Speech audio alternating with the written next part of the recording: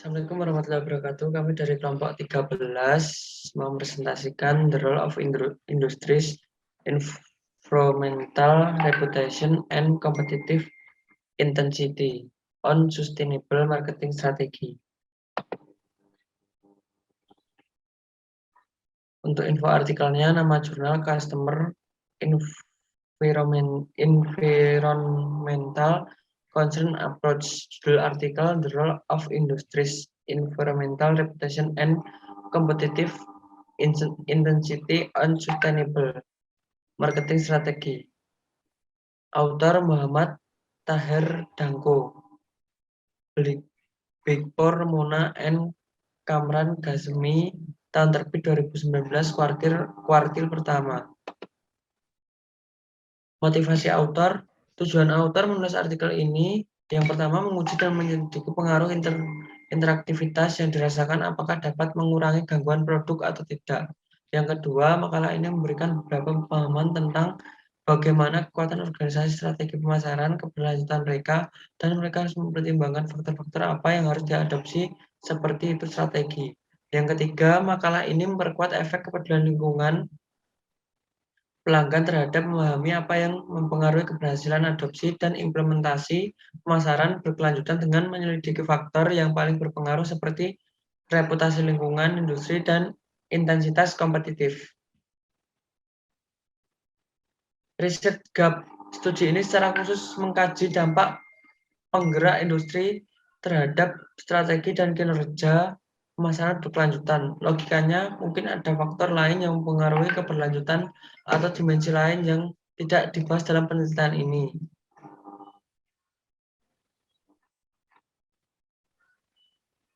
Untuk hipotesisnya sendiri, satunya reputasi lingkungan suatu industri memiliki hubungan positif dengan adopsi SMS oleh perusahaan ekspor. H2-nya, intensitas persaingan industri memiliki hubungan positif dengan adopsi SMS oleh perusahaan ekspor. H3-nya, mengadopsi SMS berdasarkan perhatian pelanggan dan lingkungan pasar meningkatkan kinerja keuangan perusahaan. H4-nya, mengadopsi SMS berdasarkan perhatian pelanggan dan lingkungan pasar meningkatkan kinerja perusahaan. Selanjutnya yaitu kerangka penelitian. Berikut saya tampilkan konseptual penelitian yang digunakan oleh peneliti pada artikel yang kami bahas. Gambar tersebut menyajikan kerangka konseptual peneliti yang mencakup faktor-faktor yang mengesankan, yaitu reputasi industri lingkungan dan intensitas persaingan. Lalu ada SMS, yaitu segmentasi, penargetan, dan pemosisian, dan ada kinerja, yaitu pada kinerja keuangan dan kinerja pasar. Nah, di gambar tersebut juga disajikan 4 hipotesis terkait dengan struktur yang diusulkan, yaitu identitas model ini adalah hubungan antara reputasi industri lingkungan dan SMS yang merupakan hipotesis pertama, hubungan antar industri intensitas industri lalu selanjutnya ada hubungan intensitas hubungan antar industri persaingan. Maksud saya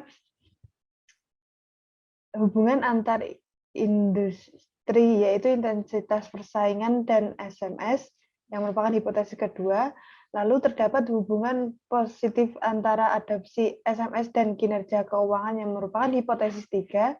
Dan yang terakhir yaitu hubungan positif antara adopsi SMS dan kinerja pasar yang merupakan hipotesis keempat.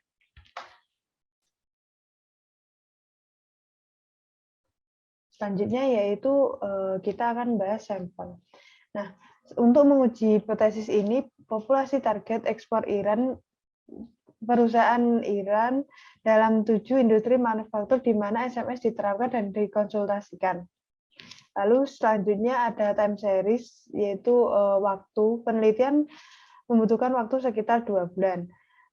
Lebih tepatnya yaitu 5 minggu. Jadi peneliti setelah berkomunikasi dengan manajer SDM, mereka mengirim kuesioner pada responden.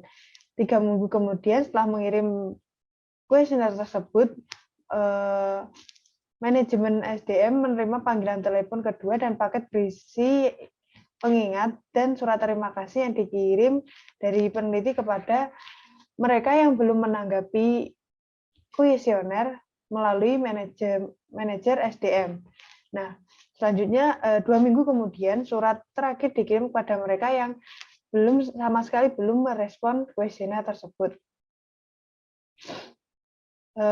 Dari sekian banyaknya dari 64 perusahaan yang dimasuki, terpilih 234 orang sebagai peserta kuesioner. Nah, di antara 234 kuesioner tersebut, jumlah tanggapan yang dapat digunakan hanya 178. Oleh karena itu, tingkat respon efektif adalah sekitar 76%. Selain itu, peneliti juga menguji bias non-respon dengan penggunaan tes non-respon, di mana jawaban responden awal dibandingkan dengan mereka yang merespon lambat tidak menunjukkan signifikansi statistik. Tidak ada perbedaan antara kedua kelompok mengenai variabel penelitian. Lalu selanjutnya ada cara pengambilan sampel. Pengumpulan data dilakukan dengan cara menyebarkan survei kepada orang-orang yang menjadi sasaran oleh sumber daya manusia atau manajer SDM. Nah, kuesioner ini mengukur keterlibatan perusahaan dalam ekspor serta tingkat kesadaran individu tentang partisipasi perusahaan dalam kegiatan investasi dan pengetahuan mereka tentang kegiatan perusahaan yang berkelanjutan. Nah, untuk membuat skala yang tepat guna mengevaluasi SMS, berdasarkan perhatian pelanggan dan pasar, peneliti menggunakan elemen strategi untuk menguji dampak tingkat tindakan industri. Selain itu, untuk meninjau masing-masing kinerja keuangan dan pasar, skala VI item digunakan.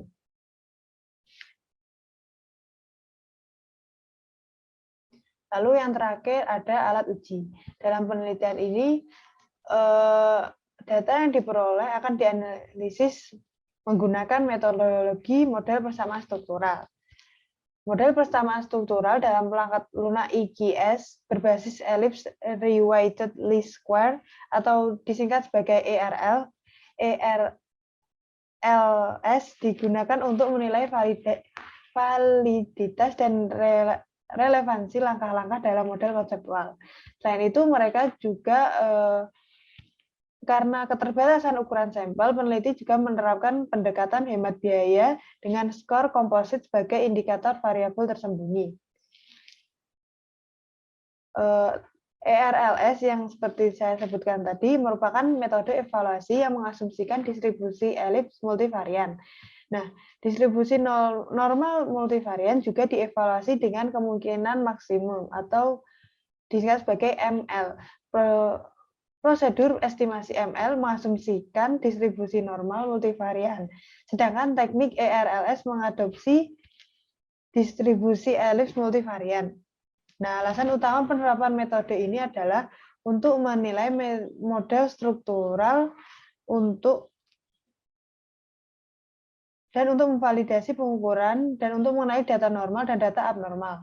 Nah, secara umum ML memberikan hasil yang lebih andal daripada ERLS di seluruh data normal dan non-normal, dan karena alasan ini lebih disukai. Sekian presentasi dari kelompok kami. Terima kasih atas perhatiannya. Mohon maaf bila ada salah kata. Wassalamualaikum warahmatullahi wabarakatuh.